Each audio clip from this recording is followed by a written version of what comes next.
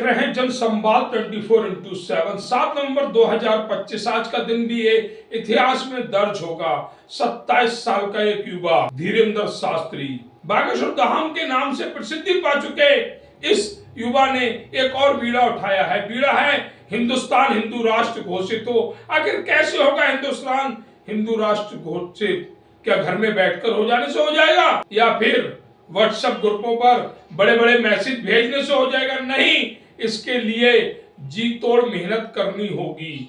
और इसके लिए युवा क्या कहे, संत बागेश्वर धाम सामने आ गया है। धीरेंद्र शास्त्री के नाम से प्रसिद्धि पा चुके बागेश्वर धाम के नाम से अच्छे व्यक्तित्व के युवा जिन्होंने अब ठाना है कि हिंदुस्तान को हिंदू राष्ट्र घोषित कराना है।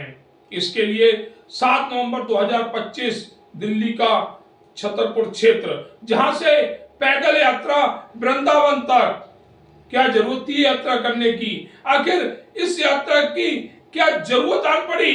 क्योंकि धीरेंद्र शास्त्री को भारत का, हिंदुस्तान का आने वाला भविष्य दिख रहा है। वह भविष्य जिसमें शायद टोपी वालों की संख्या ज्यादा हो जाए। दुनिया के 57 देश जो इस्लामिक कंट्री कहे जाते हैं, अन्य कंट्रियां या अन्य देश जो ईसाई यहूदी से भरे हुए हैं, हिंदू कहां हैं? और इसी की लड़ाई धीरेंद्र शास्त्री लड़ रहे हैं। जिस तरह से ये वृंदावन तक यात्रा पैदल यात्रा के रूप में होने जा रही है, विशाल और भव्य होगी। देश के हर सनातनी का समर्थन इस यात्रा को प्राप्त होगा। यात्रा अपने स्थान से निकल पड़ी है।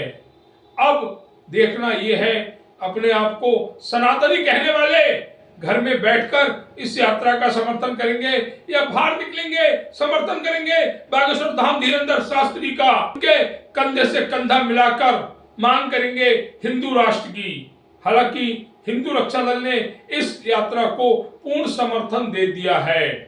उत्तर प्रदेश के प्रदेश अध्यक्ष अमित प्रजापति द्वारा यह घोषणा कर दी गई है कि धीरेंद्र शास्त्री को पूर्ण समर्थन है इस पद यात्रा को। हिंदू रक्षा दल का हर कार्यकर्ता जिसके क्षेत्र से ये यात्रा गुजरेगी, धीरेंद्र शास्त्री का समर्थन करेगा। समर्थन आपको भी करना होगा, घर में बैठकर नहीं, व्हाट्सएप ग्रुप पर मैसेज करने से नहीं, बल्कि धीरेंद्र शास्त्री के कंधे से कंधा मिलाकर।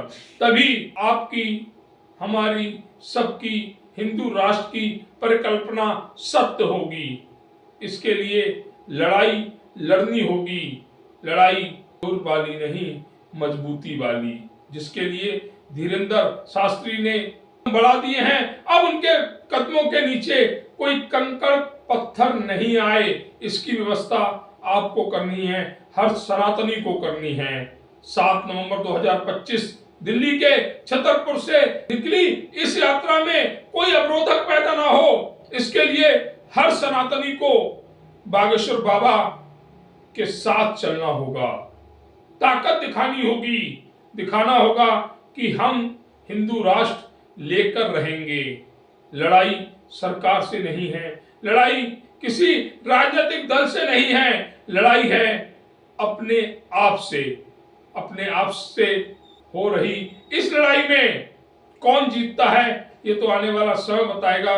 लेकिन जो अलख बागेश्वर बाबा ने जलाई है, उस अलख को बुझने नहीं देना है। आज जनसंवाद अपने सभी दर्शकों से यही कहेगा कि हिंदू राष्ट्र की मांग का समर्थन करें, बागेश्वर बाबा के साथ चलें, तभी ये मांग पूर्ण होगी, तभी भारत हिंदू राष्ट्र के नाम से जाना जाएगा। आज प्रसन्नता की बात है कि एक दिन बाद ही ठीक कल 7 तारीख से 16 नवंबर तक भारत की एक सबसे बड़ी 2.0 यानी हम अपने जीवन काल की दूसरी पदयात्रा प्रारंभ कर रहे हैं।